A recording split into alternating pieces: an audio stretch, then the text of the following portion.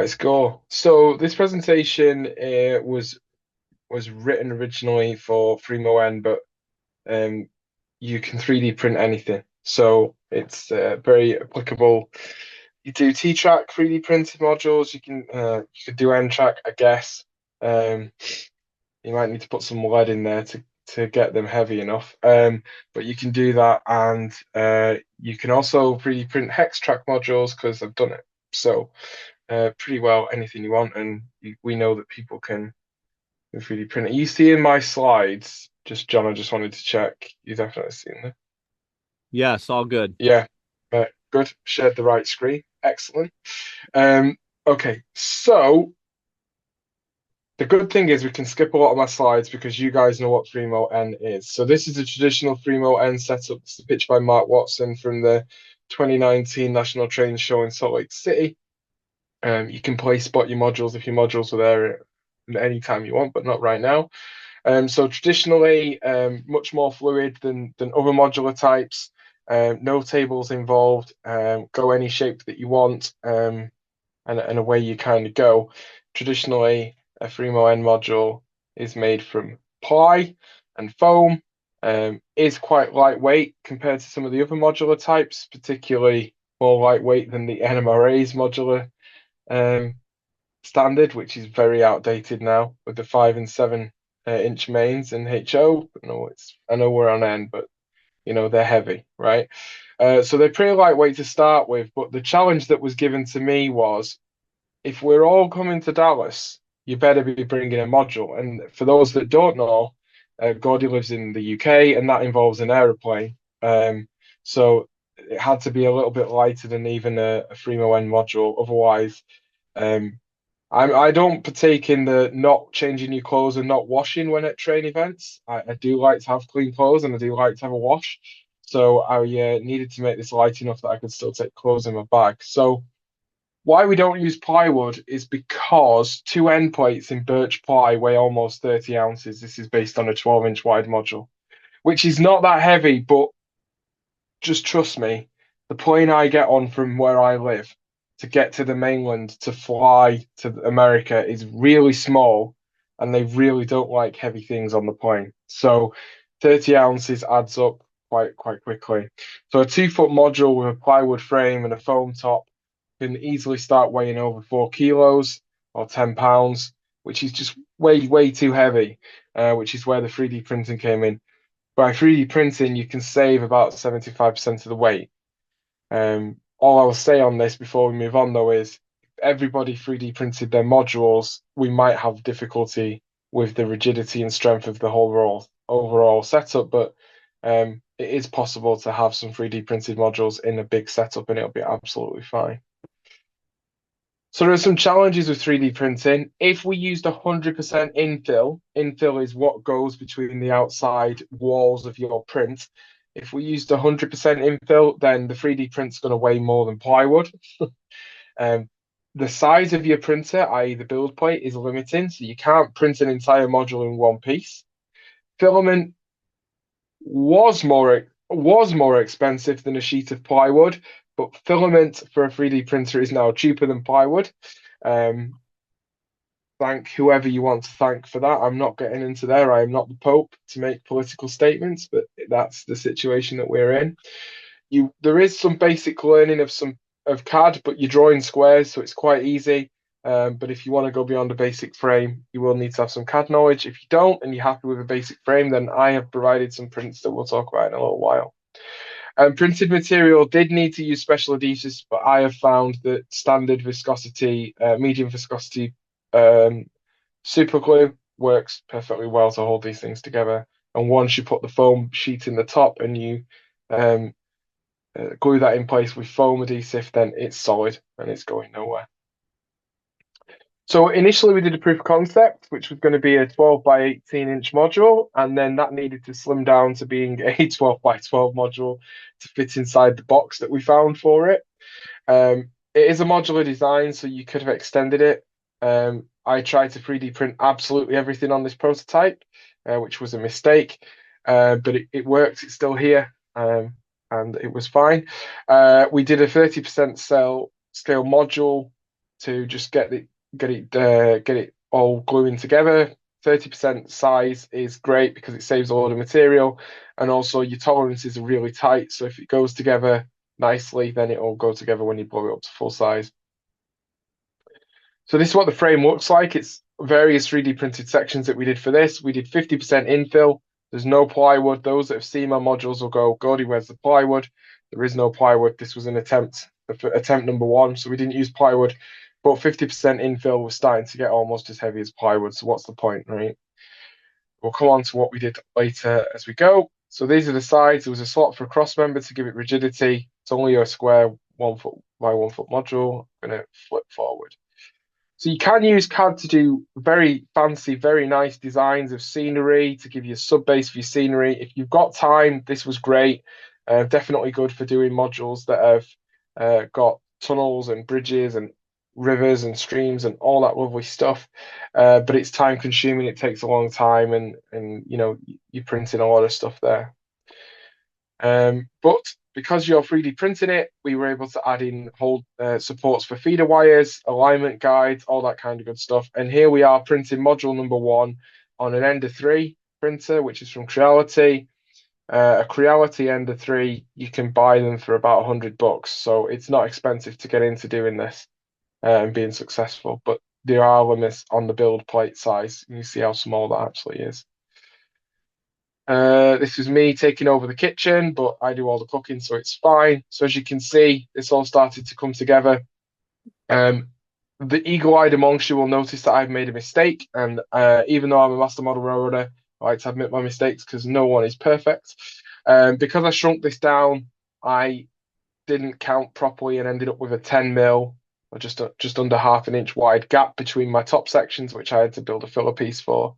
And that's what you see down the center there is a filler piece. But this is all 3D printed. This section here was 3D printed too. This was the bridge. This is all done using a resin printer. Most of my other stuff is all done with filament. As we start to put the scenery on, you can apply scenery material, but what I do is I apply, when I don't use foam and I use the plastic, what do you glue to? Well, I actually use some brown parcel paper, did all of my static grass onto the brown paper at my workbench, and then brought it across and cut it and fit it to the actual module, which worked really well.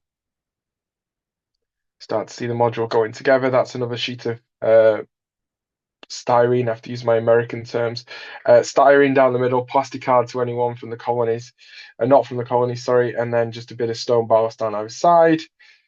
And then this was the test. So somebody said, you better clamp it before it gets to Dallas. So I did apply a clamp to it, and it didn't break. But you can see that I was prototyping a new composite type of end plate, which is what we now use, which has got a very thin sheet of 1.5 mil thick ply. You can buy this on Amazon, already cut 100 mil by 100 mil or 4 inches by 4 inches off Amazon.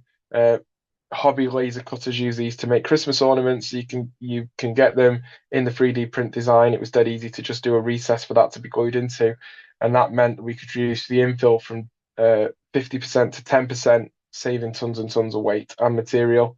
And so that's what all my end plates are now printed like. Here it is in the box. So this is this is a product called Really Useful Box. They're made in the UK. They test them by driving tanks over the top of them. If you go on their website on reallyusefulbox.co.uk, you'll see a picture somewhere of them with vehicles and all sorts of stuff parts on top of these boxes. You can buy them in the US from Staples, and then we just cable tie the module into the bottom of the box and throw that into a normal suitcase. The plan with this originally was it had to be able to fit in a carry-on, hence why it was 12 by 12, and that's what we did. So that will fit in a carry-on to take onto the plane. So what did we learn from this prototype? Basically, we've covered it as we've gone, but one of the most important things is scenery base is quite time consuming. We needed to find a way to make these even lighter to get the infill down from 50%. And the cost was at that point slightly more than a traditional plywood module. But if you've bought a sheet of decent ply recently, you'll know that that's probably not the case anymore. So here's the composite frame end. It's very similar to what you've got, and it's got this, you just glue in with some CA sheet of ply in the middle. You reduce the infill to 20%, you can actually reduce it to 10%, and they're absolutely solid. no problems whatsoever. And that gives you a clamping zone. The track is centered on these modules, so that as long as the plywood's under where your track's going to go, that's where the clamp's going to go. There have been some issues where people have been setting the modules up and not realized that they need to clamp on the plywood, and they've gone straight through the side. But generally, they're still in one piece after a couple of uses, and anything that's been clamped on the plywood's been absolutely fine.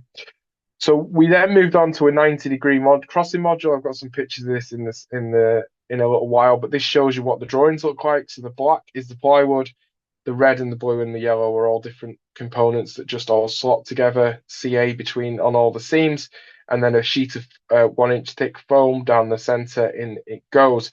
I know you guys in the US like to use 50 mil foam or 2-inch foam, but it's not required. 1-inch underfloor heating foam is perfectly adequate and saves you weight and saves you money. So that's what we use. So there it is with its foam scenery base. Okay. So what this means now we've got this sectional design is we can start to make a rectangular module of any size we want. So I've made the standard sizes being 150 mil or 6-inch sides, and you slot them together and away you go. I've actually made sides now that are up to 300 mil or 12 inches long. So there's sections that are longer. The reason why I did them at 150 mil is because that will print on an ender-free printer, which is a basic one that someone would start with. So if you've got a bigger printer, away you go. I now have, how many? No, hang on. I have a lot more than one filament printer. My wife may find this YouTube video. I have multiple filament printers. The biggest one that I've got is a Neptune 4 from Elegoo. It retails about $400 to $500. If you hold off, Black Friday is upon us very soon. You could probably pick one of those up for less than $400. It's got self-leveling. The thing's bulletproof. And it's really, really good to print with. So, and I know a number of people have been successful taking my designs and printing them in the US at the moment. So it's all working out really well. So you don't need to go and send your prints off anymore. So the sides are just like this. We have a male and a female left and right, and we have a male and male, as I call it. And you just slot them together, and then these tabs slot into the end plates. It's pretty straightforward, pretty simple. Greg I think it's Greg, or Marshall, one or two, in Texas have started, I think it's Marshall actually, started using dovetail joints like you would for woodwork. So they slot together vertically. So there are other people 3D printing now in different ways. But this is mine. It's Marshall. There we go. So it's Marshall that's doing it. So these just slot together. So what do these look like with some scenery? So here's the different ones that we currently have. This is the tour of, these are on tour in the United States. I don't actually know who's got this module at the minute, but this is Highland Station. It was with Ed in Oregon or Washington State, wherever you are, Ed.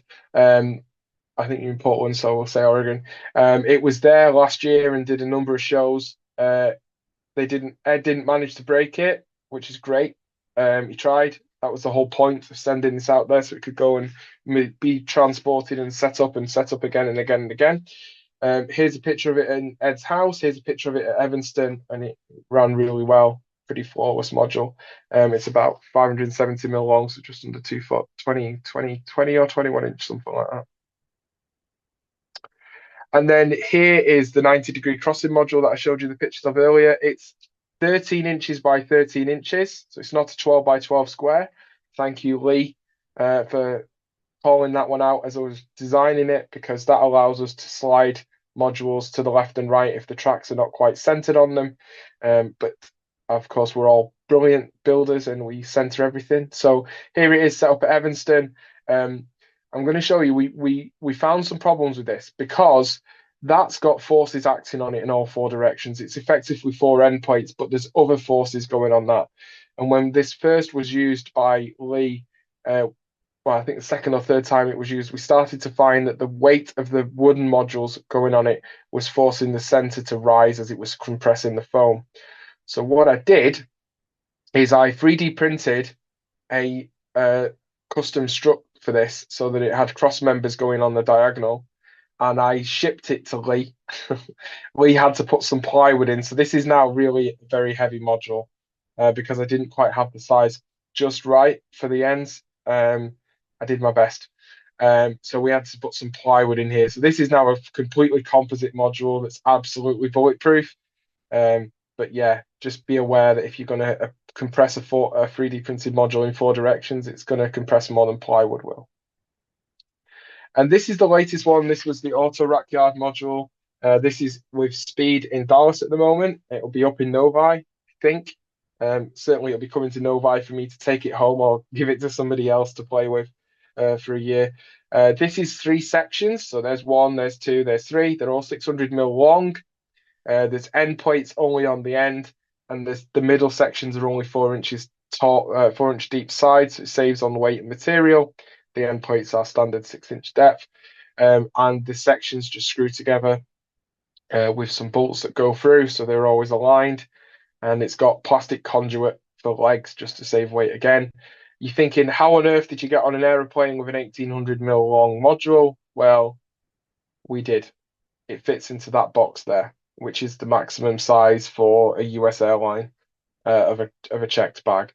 So if you're flying Southwest, guys, then Southwest will let you take 2 of these boxes, I guess, and obviously a carry-on because we are adults and we wash and change our clothes. So you've got plenty of room for change of clothes for a weekend, but you could effectively fly with 3D printed modules anywhere and attend a Free-moN event on the other side of the country, or even across in a different continent as I do. And you could take up to 12 foot of modules quite easily in that box, no problem at all. And there's room for some stock. As long as you take less stock than John Doring, you will be fine. So there's still plenty of room for stock. But wait, there's more. So 3D doesn't mean it has to be straight. We can do curves. And so here are some modules that I have done with curved sections. On the left, we have a Y module that gives us a diverging 22-inch radius. And on the right, we have a 22.5 degree, 22-inch radius curve section. Now, officially, these won't meet the standard because they don't have a room for 3 inches of straight on each end, but that's very easy to do because you can 3D print a straight 3-inch section onto the sides and slot it in, and you will have your 3-inch of straight at the end of the modules. I've just done these as minimum size because I was desperately trying to see, could I fit a Y module in a case? No is the answer to that, I'm afraid. No, I cannot fit one of these in a case, but the curved sections kind of I can. So, but I can't take very many of them. So I have been sending the designs of the curved sections over to Ohio, and they are being printed, ready for Novi next year. I've done a 36-inch radius curve section as well. I'm about to go and redraw this because Lee said he needed more 45s at 22-inch radius, so I'm about to send that over to somebody, so we can do more corners. So I have 3 resources. I've nearly finished what we're doing for time. Oh, look at that. I'm great. So if you go to Thingiverse, you go to Gordy MMR, you'll see some of my designs. I am a little bit behind uploading my latest designs, so nudge me, message me through there, or just email president@nmra.org and I will send you my latest designs. I don't tend to do custom CAD work, but if you really want to get into this, I'm happy to help people. If you drop me an email, I'm happy to do a little bit of work. If you want me to do more, then we'll come to an agreement. But some of the other tools you're going to need. So I suggest you get yourselves, if you don't already, get a personal license, a hobbyist license for Fusion 360. It's a piece of CAD software that is designed for drawing things in 3D. You can use SketchUp, you can use other things that are free out there, but Fusion 360 is really quick and easy to learn. I love it because it allows you to click a little button over here on the left and you can draw and sketch in 2D and then click off, complete your sketch and then extrude it into 3D. It's great. So easy to use. And so I do all my drawing in Fusion 360. If you want to use it for commercial purposes, hence why you have to come to an agreement with me, then there is a paid version of the license as well. You're going to need the 3D printer. This is an Ender 3. I said on here you can grab them for $100 to $150. They're probably about $100 or less now. An Ender 3 has been around for a long time. It's a great 3D printer to start with. You can do a lot of modifications with it. It's a great one to start and learn, and you can 3D print almost any of the other than the curved modules. You can 3D print any of the modules that I've shown you in the presentation on one of these because I have done it. But of course, you can, if you've got a bit more money to spend, I would recommend going with something like an Elegoo Neptune. And if you again got the space, get a Neptune 4 Max because you can print curves and everything. Um, and then you were going to need slicing software. This is where you would set your infill, and slicing software will come free with your printer. Whether you use a Creality slicer or use Elegoo slicer, it doesn't really matter. You take your 3D design, you drop it into here either from CAD or from Thingiverse, drop it into here, manipulate how you want it to appear, and then up here you've got your settings for 20% as your infill and everything like that. So dead easy to use, and it's free with your printer, so you don't need to worry about it. And then if you get a bigger printer, you see the print bed's bigger. This is for my Ender. This was for, that's an Neptune 4 Max. Yep, so that's the big one. So you can see here simultaneously, we're going to print an end plate and we're going to print corners or sides for a curved module. That's going to be a 22.5 R22 radius section. So we just need to print one more end plate and we're done. See the leg pockets are there as well, which we didn't really touch on, but there's the leg pockets. So we're all good to go. And then in my defense, I was set a challenge and then left unsupervised. So this may or may not be a good idea. So far, it's working out through good luck, I think, more than good management. But there's still people with my 3D printed modules, and I know of people that have taken my designs off Thingiverse and printed them and turned up at shows, and someone's gone, "That's Gordy's module," and they've gone, "No, I printed this." Well, yeah, but that is Gordy's module. So it's great. So yeah, please feel free to use my designs or reach out to me and give it a go. If you're a bit shy with woodwork, this is another way to go. And if you want to fly around the world and do Free-moN then or anything else, go for it. John, that's it.